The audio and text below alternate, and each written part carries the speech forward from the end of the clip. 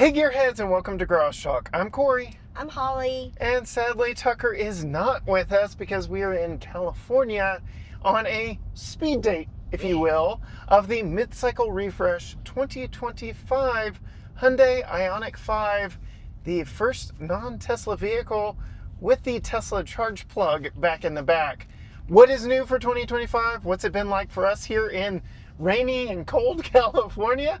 All that and more. Stay tuned.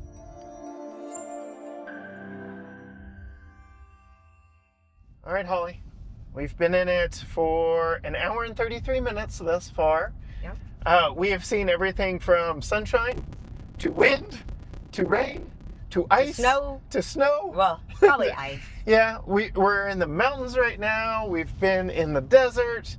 We've seen a lot of different terrains, but we started off the morning in Palm Springs in a press briefing, giving us all the updates for this vehicle for 2025. A vehicle you and I both loved last time we lived with it for a week.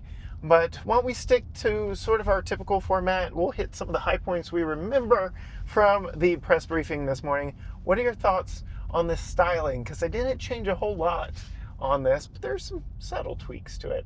I do like the little tweaks to it, but I've really just enjoyed the style, and that's one reason why they didn't make a huge change in the style. Is a lot of people liked the body style of the Ioniq to begin with. It's unique. It has fun colors. It's one of those cars that or SUVs on the road that looks different. That you're like, what is that going by?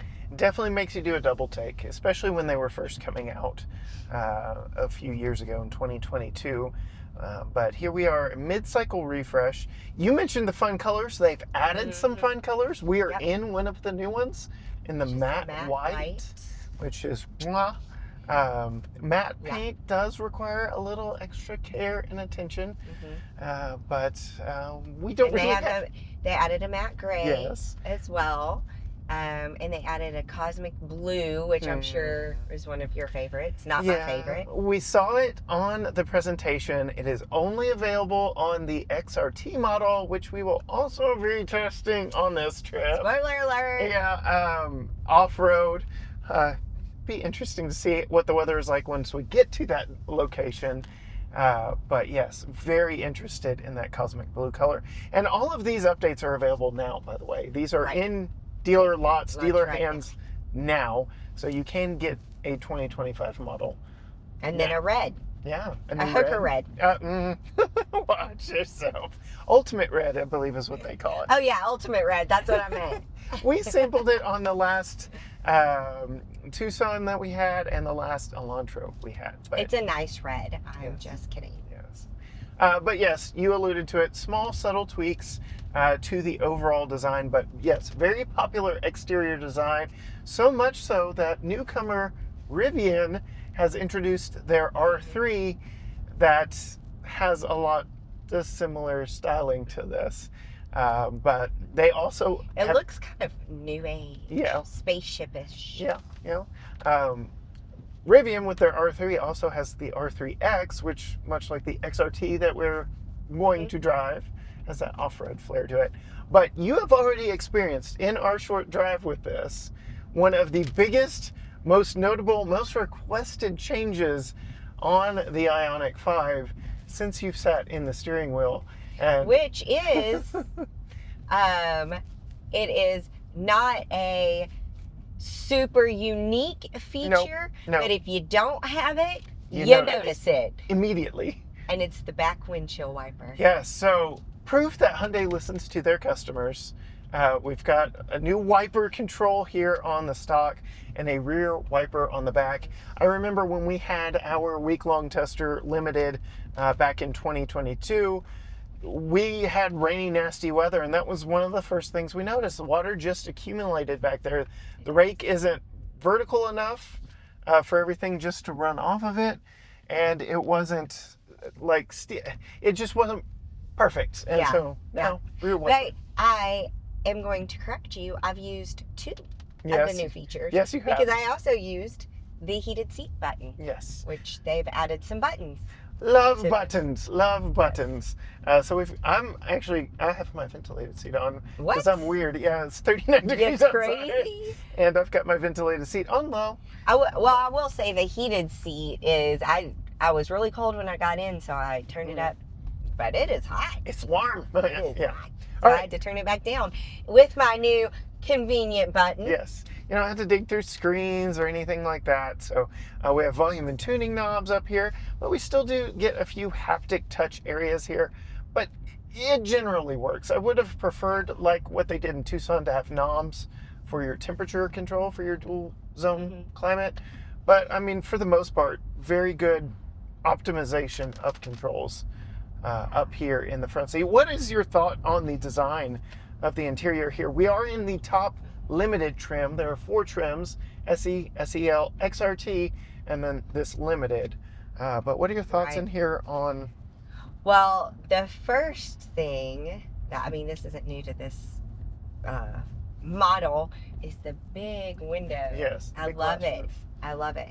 That makes it feel so open in here and a lot more spacious. Although I've noticed that a lot of the designs features that they have made it feel more spacious. Have you noticed, like, it's kind of concave right here on the side?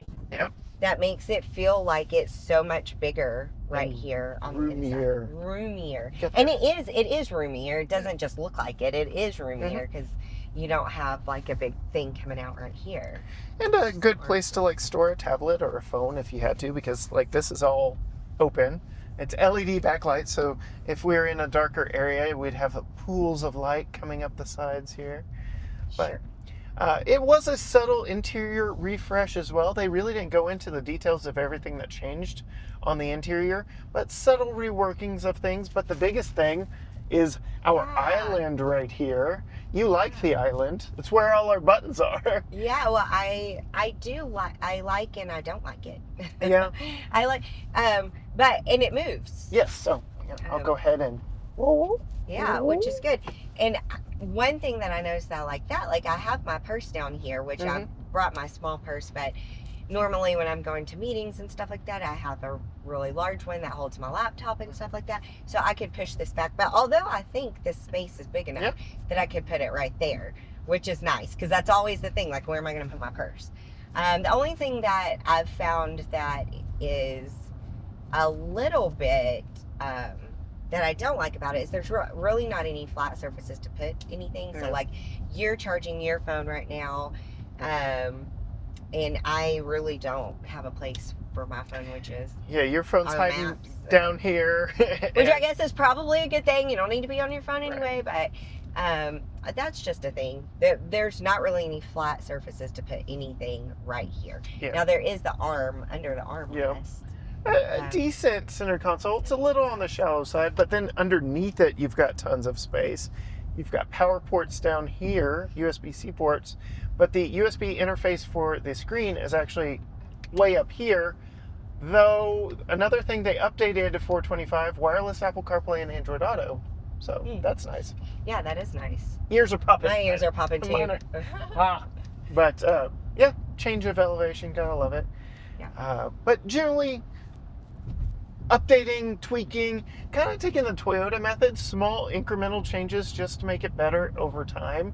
Sure. And very apt that they're following in Toyota's footsteps, because I really think they are on the heels of Toyota when it comes to overall just the brand power. They were talking about 33% sales increase for the entire brand since 2019.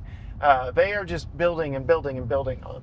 And they have absolutely increased their market share in the EV space. They're at over 8% market share in EVs, mostly due to this very popular vehicle. Which, speaking of EVs, they've increased the battery range on every model. Yes. So they've upped the overall kilowatt hour capacity of the standard range and long range battery, mostly due to changing the chemistry.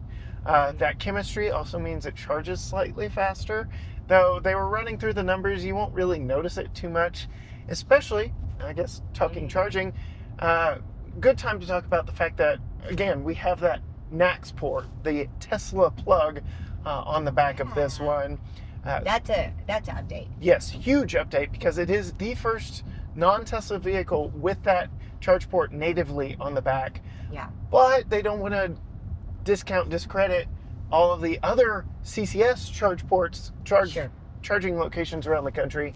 So everyone who buys a 25 Ioniq gets an adapter so that you can charge wherever, which is great. And it will actually charge faster on non-Tesla chargers with that CCS because on a 350 kilowatt hour charger, it'll charge up to, I think, and future me will put it on the screen, like 250 kilowatt. Like it charges faster on non-Teslas.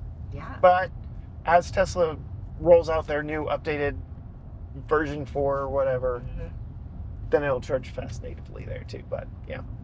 Yeah, which is great.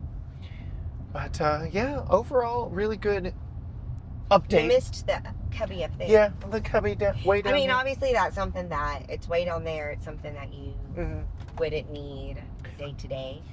Is there a little pocket in there? There is a little pocket in the door. Nice. And it's actually a huge glove box there. And because I've got so much room in here, it doesn't really touch my legs at all. Yeah. You touched on the space earlier when we were talking. The wheelbase on this is longer, 4 inches longer than their big 3-row Palisade. Yeah. And all of that translates to a very roomy interior. The back seat, super roomy, super comfortable. It has what we really like in the back windows. We've got the sunshades back there. But tons of room for Tucker, tons of room for adults, no matter where I'm sitting here. I've got a power front seat.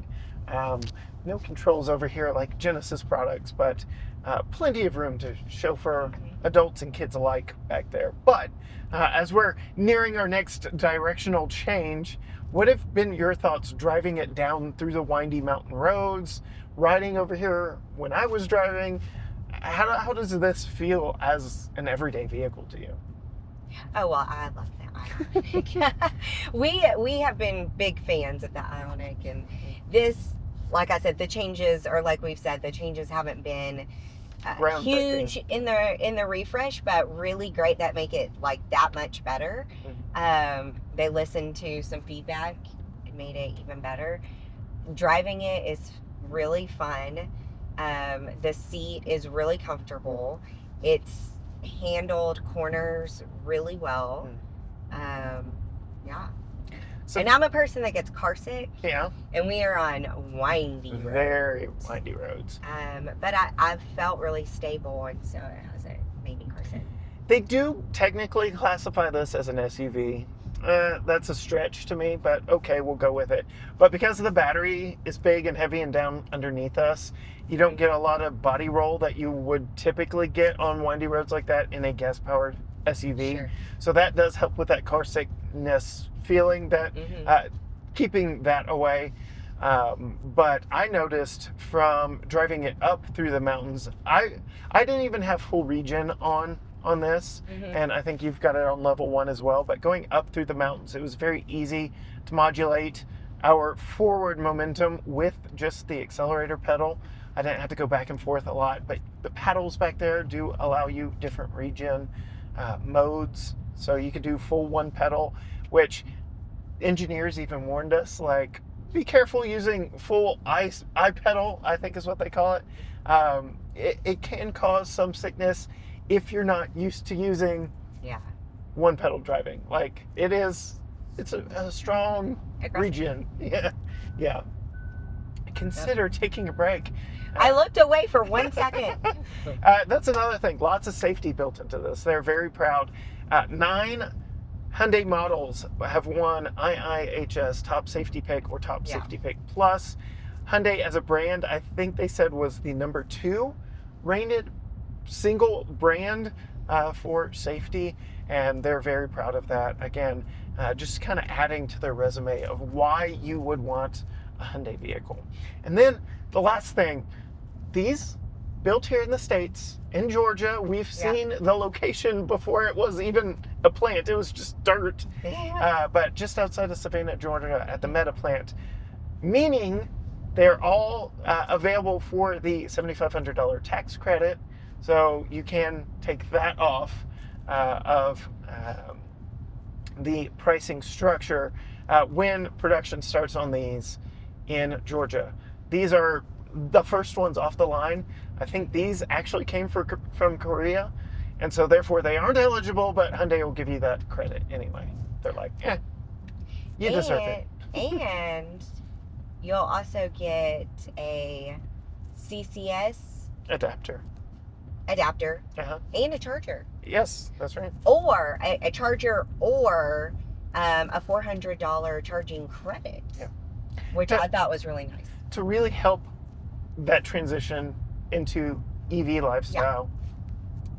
Which we have. Yes. We've made our house adaptable to EV charging, and it was not as hard as I thought it was going to be. We did not have to rewire our electricity in our house. Which isn't the case for everybody, and why they offer that either or kind of situation. Not everybody has the option to charge at home, so sometimes fast charging is all you get. So take the credit if you can get it. And then, of course, they've partnered with 7 or 8 other manufacturers to form the Ioniq charging network. The first charging stop recently opened. It's like a internet cafe almost. I'm dating myself with that reference, but it's a cool place to hang out.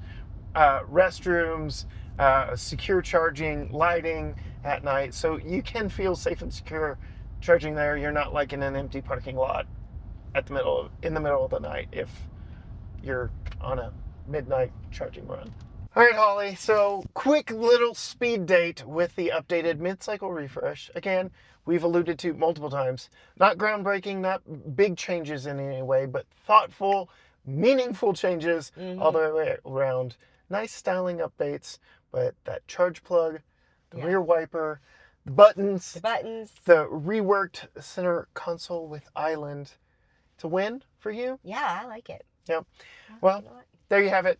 Win for me, win for her. If you want to see more from Holly, go find her on Facebook and Instagram at Female Consumer. You can find all things GT Garage Talk at GT Garage Talk, Facebook, Instagram, X, TikTok, Threads, YouTube, you name it. Everything is at GT Garage Talk. Or you can go to gtgaragetalk.com. I do suspect we will have one of these to live with for a little bit of time in the very near future. We'll get to do Tucker's child safety seat in the back again. We'll get his thoughts and opinions. Who knows? Maybe he'll even get to do a review for his channel. Go check that out at Tucker's Talk. But yeah, for us, in the speed date of the updated 2025 Hyundai IONIQ 5 Limited. Until next time, gearheads. Bye. Bye.